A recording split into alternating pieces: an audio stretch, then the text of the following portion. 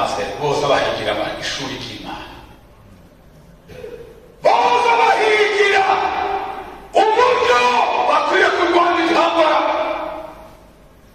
Icya kabiri bakiga uburyo bakwiye kubaza Imana. Icya gatatu bakiga kwicisha bugufi. Sifa kwa Mungu. Umuntu uticisha bugufi kugira ngo Imana, ariko niho wigoye Imana ntizigoye. Tugiye kuvuga rero ibizago, ndavuga ibizago 9. Reka maze mbabwire Farawo wariwe. Farawo ni izina ry'igisekuruza cyo mu Giputa. Umwami wese wibaga yitwa na Farawo,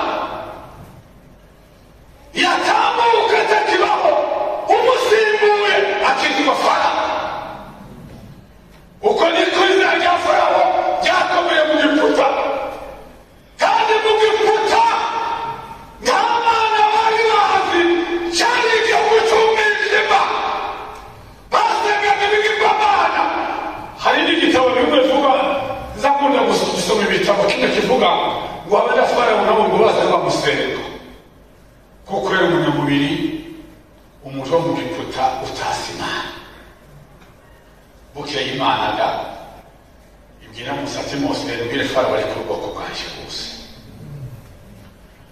Ngo amare gushika agenda abwira Farawo. Farawo aranga. Imana iravuga ngo reka maze garagaze ibintu byose bibereke amenye ko hari Imana y'ukuri ishobora byose. Aragenda aramubwira ngo amare kwanga. Imana ibwira Mose ngo uyu munsi amazi y'Abanyagiputa banywa amazi, nzahindura amaraso. Urumva ubukombe bw'Imana, amazi yose yo mu Giputa yose ahinduka amaraso. Ngo ahinduka amaraso bigora Farawo. Ntabwo atakwiba ibintu n'ibiti. Amazi ahinduka amaraso ngo naze kuri bwoko bw'Imana. Aravuga ati nimwinginge Imana yanyu ndemeye, gira mugende amazi abe mazima. Ngo amare kubona kuko Imana ibikuyeho, umutima wa Farawo urinangira. Kandi kujyana n'Imana yose ushaka kwinangira umutima wa Farawo, niyo yose ubikora kugira ngo ibanze ikora ibintu byose igihe yateganije kibanze gishike. Umuntu uzi kumuraba igihe cyose Imana ifite igihe ntarengwa, kandi icyo gihe ntukizi nanjye sinkizi, ariko Imana irabifite. Imana ikorera ku gihe, igihe cyayo yakoze ntaka kizokika. Burya amara kubona ko bakize bigasubira inyuma, umutima wa Farawo ukinangira. Niba nazo iyo zinangiza umutima wa Farawo wabanze Imana aguma yinangiza, Imana ishike ku karimbi n'icyo yari cyose gishike ku muntu. Icyo ni icyapa cya mbere. Icyago cya kabiri mu gice cy'umunani. Icyago cya kabiri, igihugu cyuzuye ibikeri. Uhorahabarira Mose ati jya kwa Farawo umubarire uti uko ndi guhoraho agize ngo reka abantu banje bagende bamusabe ngo niho niwanga kubarekura igihugu cyose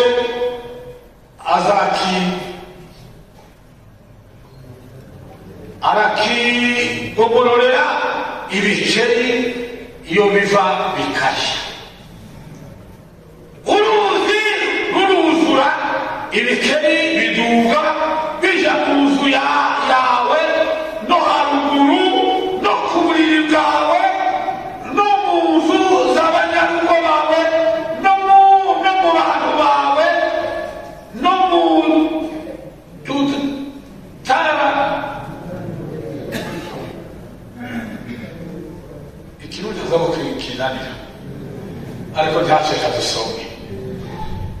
niko ye Farawo yari perezida, yari mukuru w'igihugu, yari afite abasirikare b'abaprokomani bita batarashike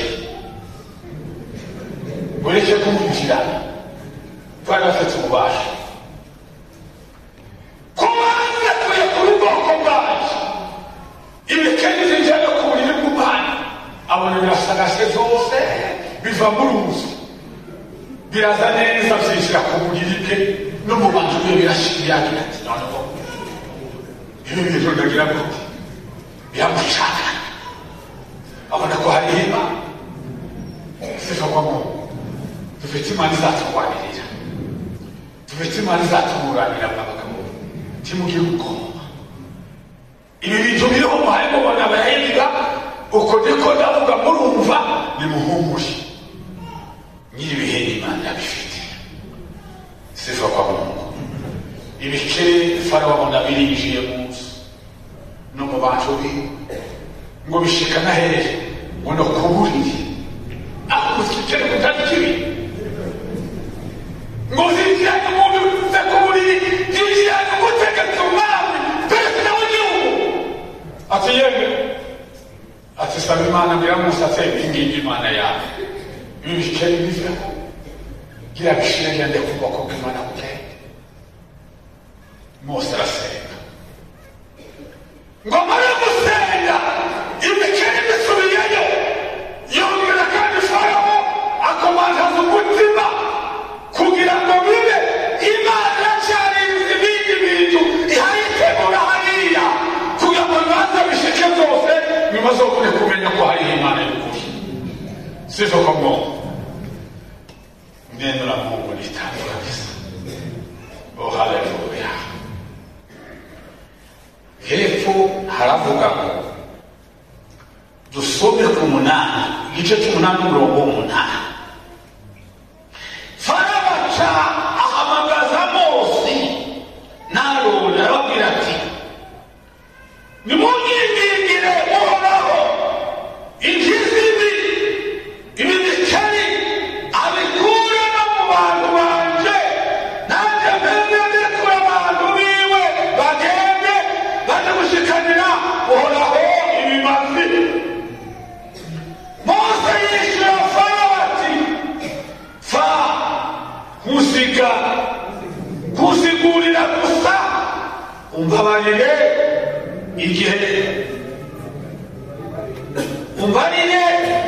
igihe zo gusubira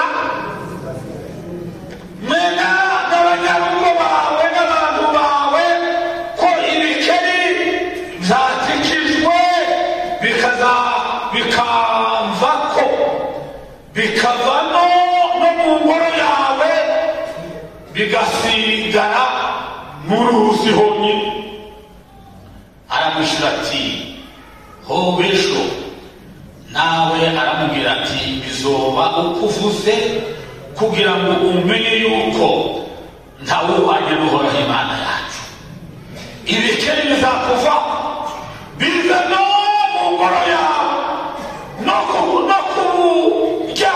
ku muryango no ku kabanyago bawe no ku bantu bawe ibisigare mu ruzi honyine nuko Mose na Aroni barasohoka imbere ya Farawo Mose ategeka ko atakambira Uhoraho kubw'ibyo bikeri yagomoroye Farawo Uhoraho abarira abibwira nk'uko Mose yavuze ibyo bikeri bipfira mu mazi no mu ngo no mu mirima birahengerengetera barinda ibirundo igihugu kiranuka maze Farawo abonye ko habaye intore yikomagaza umutima ntiyamwumvira kuko Uhoraho yari yavuze ikibazo kiba kirabaye ibice byose uramutse ingorane zabaye Farawo yari hano ngo abone ibihaye bibazo ngabwira Mose na Aroni ati yewe nimugende imbere ya Farawo mubwira mbabarira nakoze icyaha njyewe ko ibi bintu nubikira bikamva baragenda binginga Imana iremera ngo Imana kwemera arasakana akomakaza umutima ariko byose uzabikora n'Imana yose ibikora hari hakiri ibindi Imana igihari ikora kurya mubona iyo umuntu hari akora ikibi Imana izikora ikakwihorera ariko ibikurindiriye ikindi kintu nyuma kizamubaho Farawo yari umwami yari umutegetsi mukuru ukomeye pe mu gihugu ariko ukabona kuko basenze ibikene bigahunga byose ati sinoreka abantu bakorera ngo se bagende araka icyo ni icyago cya kabiri tugende ku cya gatatu hatera imibu uhoraho abarira Mose ati bwira Aroni uti manika inkoni yawe ukubite umukungugu wo hasi uhinduka imibu mu gihugu cyose cy'Egiputa babibwira batyo Aroni amanika ukuboko kwiwe gufashe ya nkoni akubita umukungugu wo hasi imibu iba ku bantu no ku bitungwa umukungugu wose mu gihugu cyose cy'Egiputa uhinduka imibu abanyamareba barakoresha amareba yabo ngo barekure imibu ntibabishobora kuko imibu iba ku bantu bose no ku bitungwa maze abo banyamareba babarira Farawo bati ibi bitewe n'urutoki rw'Imana ariko umutima wa Farawo urakomakaza tiyumvira Mose na Aroni nk'uko uhoraho yabivuze umukungugu bawukubita hasi zane yakora ukubite hasi gira imibu yinuke hagaha mwese ntabutaka guseretera mu nzu kugira ngo nubitakurya ukikingira kandi ni ngombwa ngo wikingire reba umubiri uragoye ariko Farawo aranga Imana ntihari ibikora iracyarize itangaza nyuma muri ibi bizaba ndababwira icyago cyabura abanyagiputa bose arananirana yambaye kuri ubwoko bw'Imana iba akavuga ngo ariko yaburanye Imana ngo arayitsinda oya bari ubugome bw'Imana ngo Imana itsinde kandi yigaragaza mu gihugu cyose ubonye ko hari Imana y'ukuri tugende ku cyago cya kane icyago cya kane hatera iki ibibugu uhoraho abarira Mose ati uzazinduke kwa Farawo mu gaturuturu uhagarare imbere yawe azoba yikoze aje ku ruzi umubarira uti horaho agize ngo rekura abantu niba bagende bamusabe naho nutabarekura ngo azagutereza amasinzi y'ibibugu biri kuri wowe no ku muryango no ku banyarugo bawe no ku bantu bawe no mu ngoro zawe amazu y'Egiputa azokuzura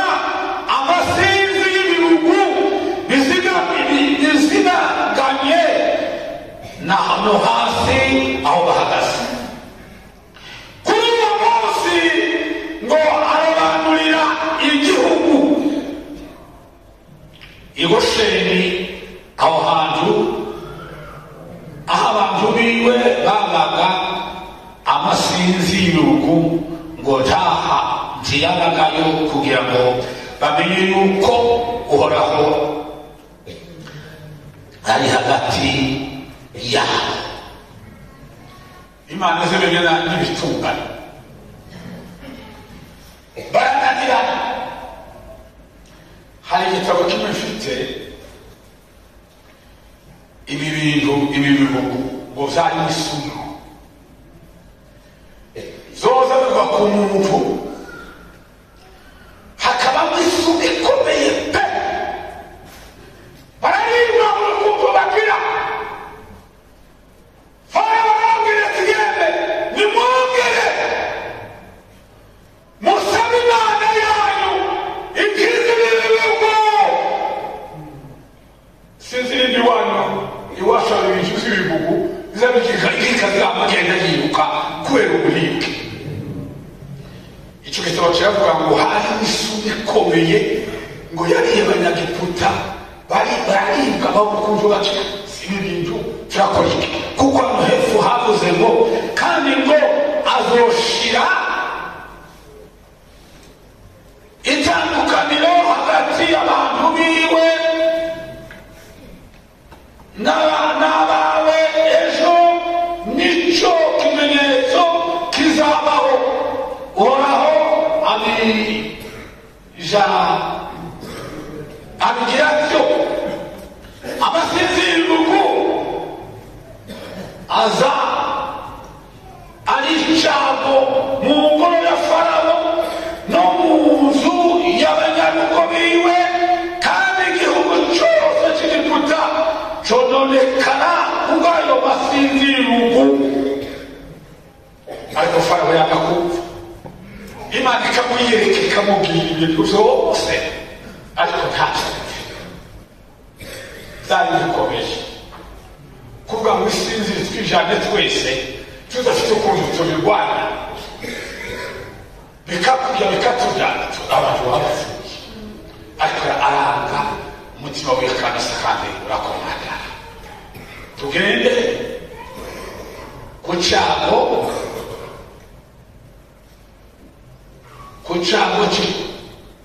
cya gatanu. Uhoraho araheza abwira Mose ati ja kwa Farawo umubarire uti Uhoraho Imana y'Abaheburayo ngo yagize ngo reka abantu biwe bagende bamusabe, ni naho niwanga kubarekura ugashishikara kubagumya ukuboko kuhoraho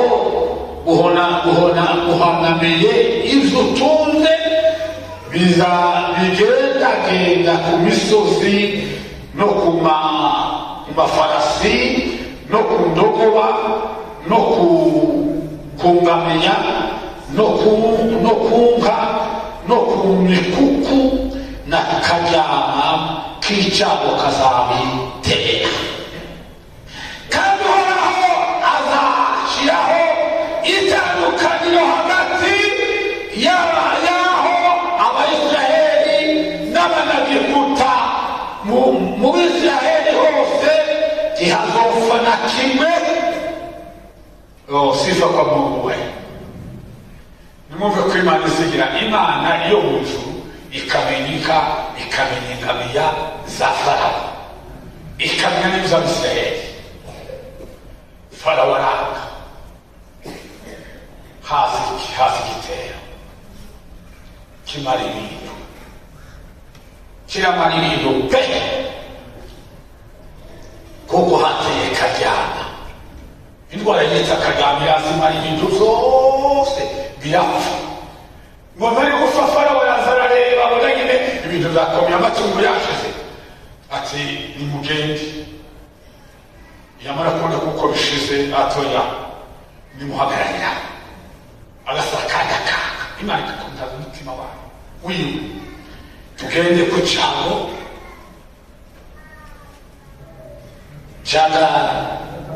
cya gatandatu.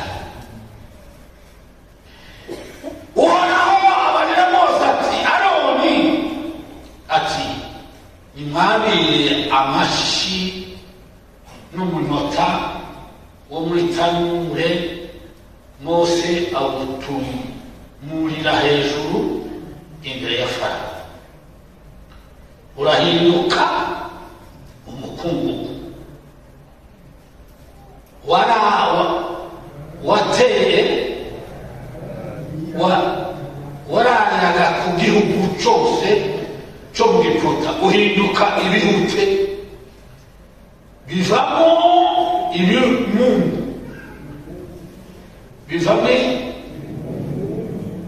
bifata abantu n'ibitungano mu gihugu cyose cya Egiputa. Bajana wa munota wo muri tanuru uhagarara imbere ya Farawo. Mose abutumburira hejuru, uhinduka ibihute, bivamo ibintu, bifata abantu n'ibitungano. Abanyamareba ntibashobora guhagarara imbere ya Mose kubw'ibyo bihute, ariko byari bifise abo banyamareba. Abanyagiputa bose Uhoraho akomantaza umutima wa Farawo, tiyumvira Mose na Aroni kuko Uhoraho yari yabisabye. Umubiri uhinduka ihute, ihute. Umubiri wose w'abo bantu Farawo yanze kubarekura, abantu biwe no mu nzu yiwe, abantu bahinduka ibihute. Batimureka abantu b'Imana bagenda, yabona ko bivuye bati ntibizosubira, ariko ntamenya karindwi. Aho tugende ku cyago kimwe, hatera iki? Urubura. Uhoraho abarira Mose ati, uzitwe kwa Farawo mu gaturutugu, uhagarare imbere yiwe, umubarire uti, Uhoraho Imana y'Abahebureyi yagize ngo rekura abantu biwe bagende, mubasabire uti, ubu rero ngira ngo ngomore ibyago byiwe byose bitere umutima wawe n'abanyarugo bawe n'abantu bawe, kugira ngo umenye yuko ntawe uhwanye nawe isi yose. Uti, erega ubu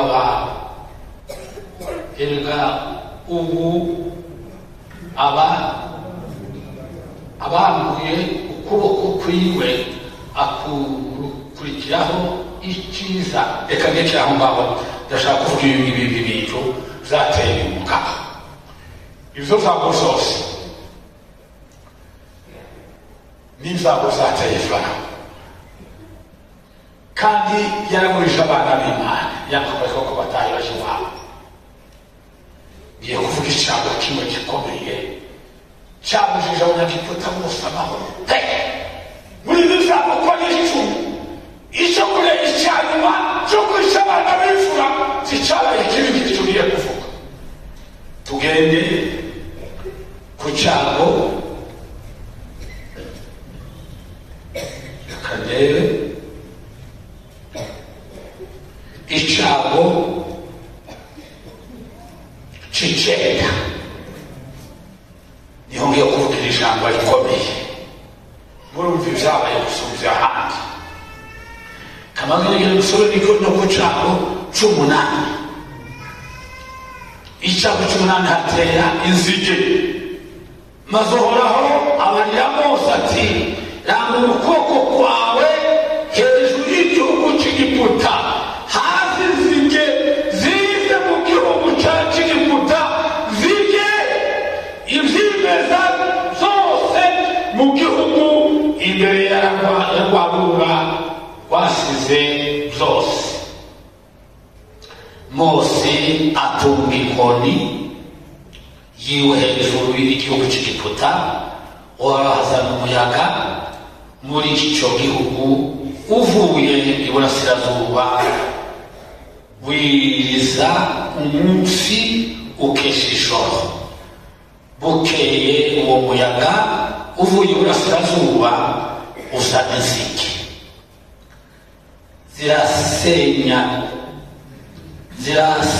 zirasenyuka ziza mu gihugu cy'Egiputa hose, zigwa mu gihugu iyo kiva kikagera.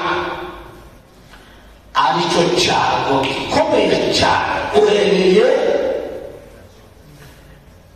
kera kose higeze kubaho inzige nk'izo, kandi ntihazo kongera kuboneka izingana nazo.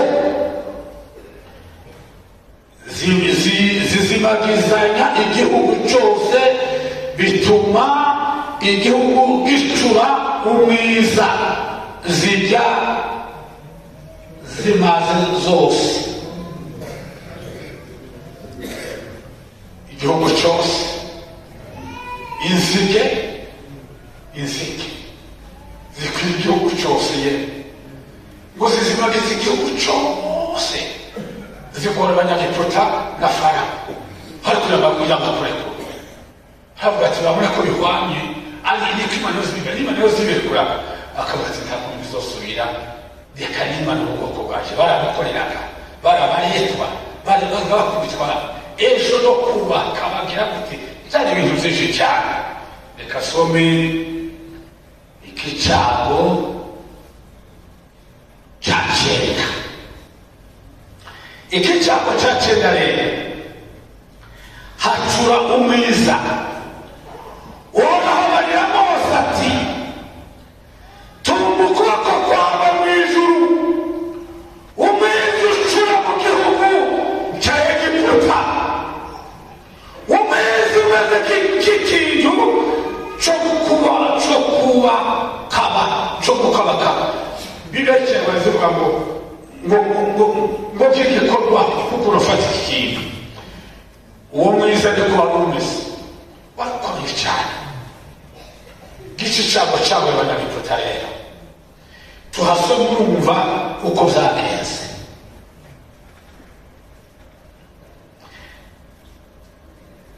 Tugana kuri 23.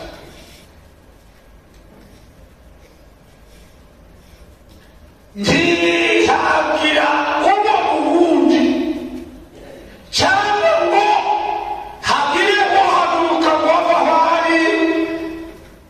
Bimara gatatu ariko mu nzu y'Abisirayeli hose habaga buteyemwe. Sifa kwa Mungu. Imana yaturwanira mwabanje umwe. Abanyagiputa Abisirayeli bari guhana amahoro. Mu zago zose kwari icumi n'iki cyago cyago y'Abanyagiputa. Umwiza w'amaze iminsi itatu, ntawuva ahari ngo asange mugenzi we, ntawuva wahagurukaga aho ari yicaye atereka ahubwo asange nigira oya.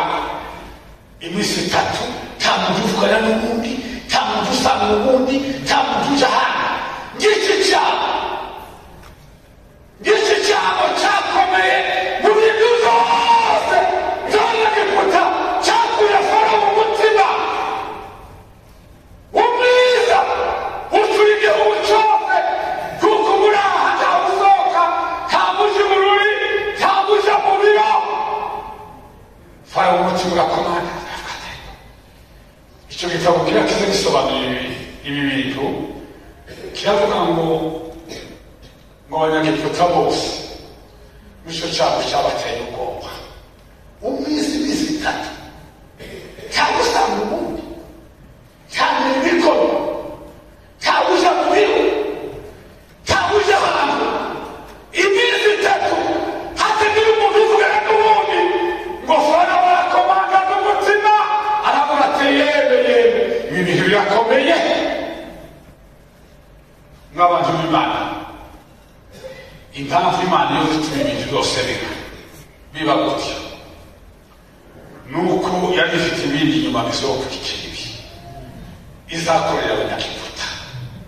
Haragisigaye abana bifura ko bapfa. Ibi bihugu zateye abanyagiputa bikabarya hano ngo umumara ukomeye. Uyu mwiza Farawo yatunze, Mose yatunze muri hejuru ngo atunge hejuru, umwijima uraca mu gihugu cyose ngumana iminsi 3 tawubona n'ubundi. Ariko korora mu Imana ibanze iracariza ibindi gikora ku bantu. Icyo giye kwabwira ni iki abantu kiremba y'Imana ni muhumushi sifa kwa Mungu ni mushira ubwoba. Abakozi b'Imana ni mushira ubwoba. Igihe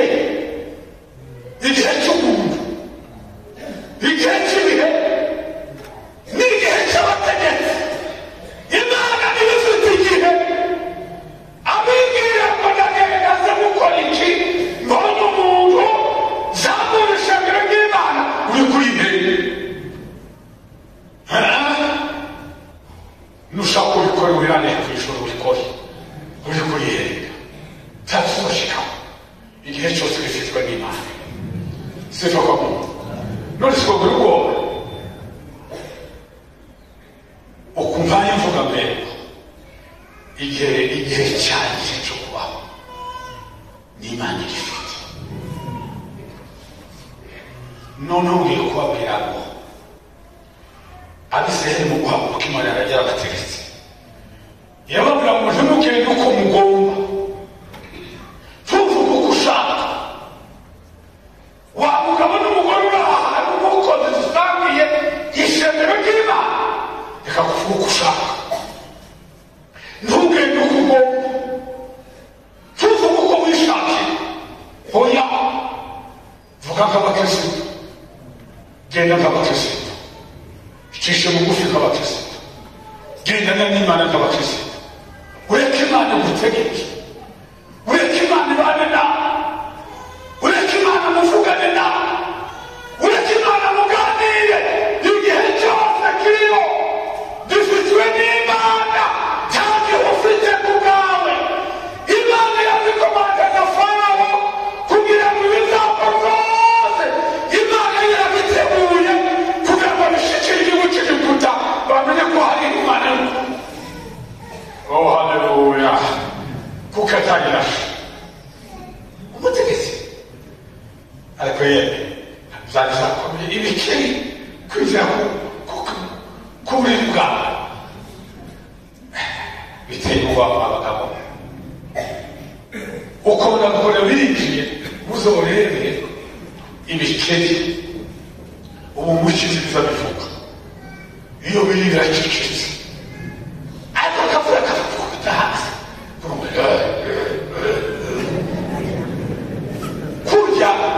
kurya ni ugushima kwazo. Byaribonye imvura kandi bitungwa n'amazi bigatungwa n'imvura, iyo bihane bivuga byanaye bishima Imana birimo kurya ni ugushima cyangwa igashima icyarimwe cyose n'Imana. Igihe cyacu kiraba. Hari ijambo mu gitabo cya Yeremiya Imana yabwiye Yeremiya ngo Yeremiya hariho haranditse wariko ngo bwira Abisirayeli ngo bananiwe gushima, ngo inyoni zibarushe gushima. Muzohasome hano ngo inyoni zizi ibihe, niko Bibiliya ivuga ngo inyoni zizi ibihe zikamenya igihe cyabo. Ngo nawe Abisirayeli ngo Mana ntibakumenya igihe. Igihe kiriho cy'Imana yateganyije izo nyoni zamenye igihe, kandi Imana igaya Abisirayeli ati inyoni zimenye igihe ariko ngo munanirwe. Ku misozi iri hagati ya Noruveje na Swede hariho imisozi miremire y'Imana ibamo inyoni nyinshi z'ubwoko bwose, ariko harimo inyoni zimwe